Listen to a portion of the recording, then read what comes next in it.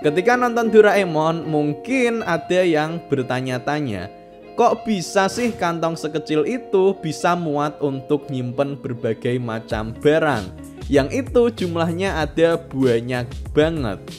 Dan gak cuman itu, dia juga bisa dipakai untuk ngeluarin berbagai macam teknologi canggih, yang ini ukurannya bahkan lebih besar daripada kantong itu sendiri. Kok bisa sih?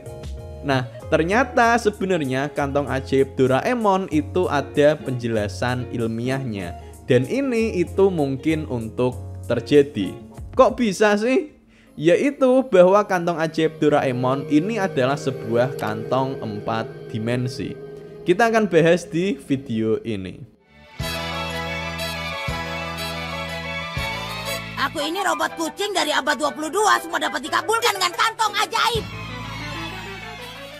Kantong ajaib Doraemon nama aslinya itu adalah Yojigen Poketo, yang artinya adalah 4D Pocket, kantong 4 dimensi. Jadi ya ternyata nama aslinya dari kantong ajaib itu adalah kantong 4 dimensi di bahasa Jepang, yang di bahasa aslinya gitu. Jujur aja ini tuh aku baru tahu tentang hal ini ya teman-teman, karena seingatku ketika aku nonton di TV, nonton di film, lihat di komiknya, itu kayaknya istilahnya kantong ajaib deh. Aku sendiri itu nggak pernah nemu yang pakai istilah kantong 4 dimensi di bahasa Indonesia. Mungkin aku salah, jadi untuk teman-teman yang pernah nemuin pakai istilah kantong 4 dimensi, bisa coba komen aja. Yang nggak pernah juga boleh komen juga ya, biar rame ya. Oke. Nah, berhubung ini udah jelas kalau ternyata kantongnya Doraemon adalah kantong 4 dimensi, pertanyaan selanjutnya adalah, kok bisa sih kantong 4 dimensi itu dipakai untuk nyimpen barang yang banyak banget? Untuk memahami tentang hal ini, kita perlu paham dulu tentang konsep dimensi. Juga nanti kita akan masuk ke konsep ruang 4 dimensi. Dan di sini untuk memahaminya kita akan main game 4D Toys.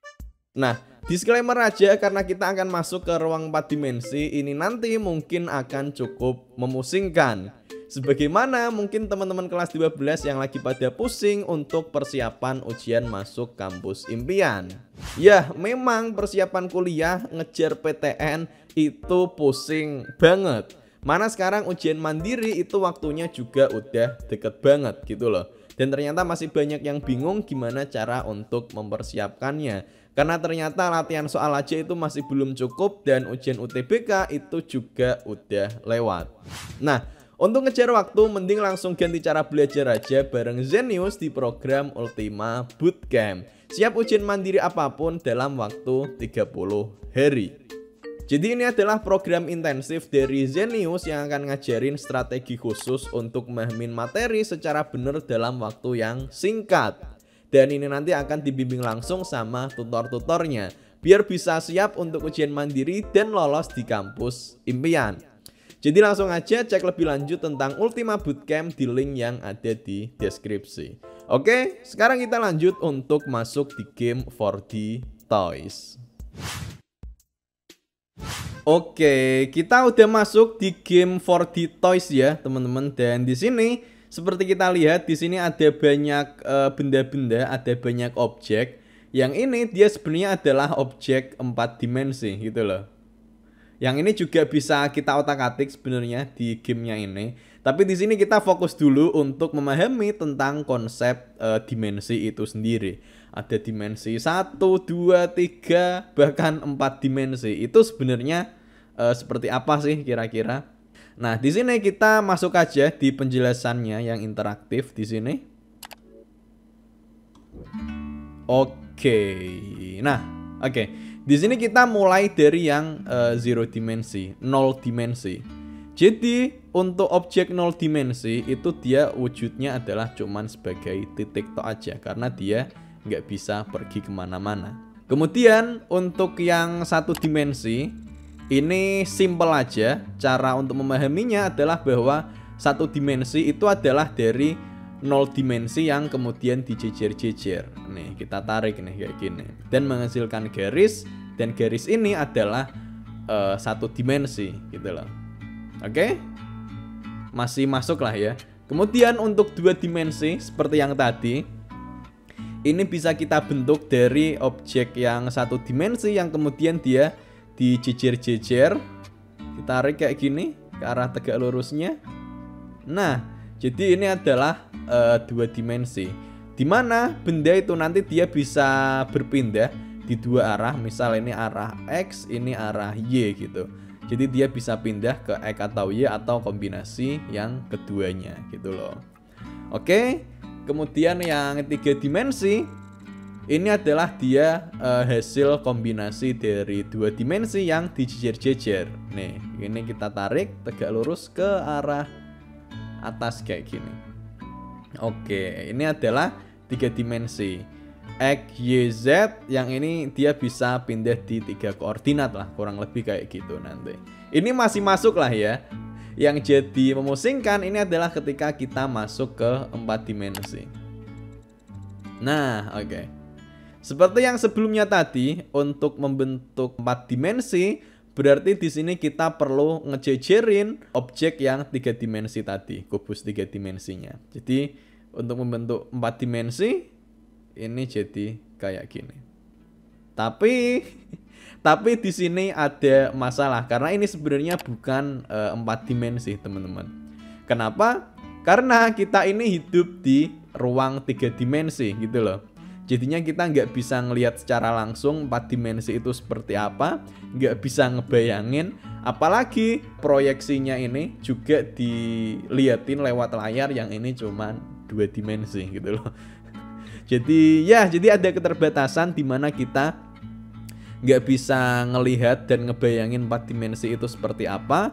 Yang terbaik yang bisa kita lakukan adalah ngebayanginnya sebagai 3 dimensi yang dijejer-jejer kayak gini. Dan jadinya kayak ketumpuk gitu loh. Padahal aslinya kalau di dunia 4 dimensi ini nggak ketumpuk gitu, teman-teman. Nah, mulai pusing. Aku sih pusing ya untuk menjelaskannya ini. Nah, untuk memahaminya kita lihat ini ya, teman-teman. Jadi di sini ada orang di dunia 2 dimensi yang ngelihat ke sebuah bola gitu loh. Nah, tapi karena di sini dia 2 dimensi, yang dia lihat adalah cuman sebuah lingkaran. Yang mana ketika ini nanti bidangnya aku geser, nih kayak gini ya, teman-teman. Nah, dia pas di sini bidangnya itu dia cuman ngelihat lingkarannya kecil. Ketika aku geser, makin gede. Terus nanti dia bahkan bisa sampai hilang gitu loh. Untuk orang yang di 2 dimensi ini pasti akan kebingungan loh. Loh kok tadi ada lingkaran kecil jadi besar, kemudian hilang lagi gitu loh. Padahal untuk kita yang 3 dimensi ini kita paham betul kalau sebenarnya ini tadi adalah cuman bolanya nggak ngapa-ngapain, yang ini tadi dilewatin sama bidangnya yang 2 dimensi. Kurang lebih kayak gitu. Jadi untuk hal yang sangat-sangat biasa kita lihat bola ini, untuk orang yang 2 dimensi ini akan sangat memusingkan. Sebagaimana ketika di sini ada bola 4 dimensi di dunia 3 dimensi. Ketika digeser, kita akan melihat bolanya mengecil dan bahkan sampai hilang. Mengecil, besar, hilang. Untuk kita yang di dunia 3 dimensi ini pasti sangat-sangat membingungkan, teman-teman. Tapi untuk orang yang di 4 dimensi ini ngelihatnya semua normal-normal aja. Nah, inilah keterbatasan kita. Dan sebenarnya inilah dia yang kemudian juga dimanfaatkan oleh Doraemon gitu loh, di kantong 4 dimensi. Jadi misal di sini aku ambil untuk yang ini misal. Oke. Nah, jadi inilah ya, teman-teman. Misal di sini kita punya sebuah bola. Nah, bola ini kemudian ketika dia dipindahkan ke ruang yang 4 dimensi, dia jadi nggak kelihatan gitu loh istilahnya di 3 dimensinya, karena dia pindah ke yang 4 dimensi, yang dimensi keempat gitu loh. Ini sangat-sangat memusingkan, teman-teman. Jadi bendanya bisa hilang gitu loh. Gimana sih? Nah, kurang lebih kayak gitu ya teman-teman. Jadi intinya adalah ketika misal ada benda gitulah ya.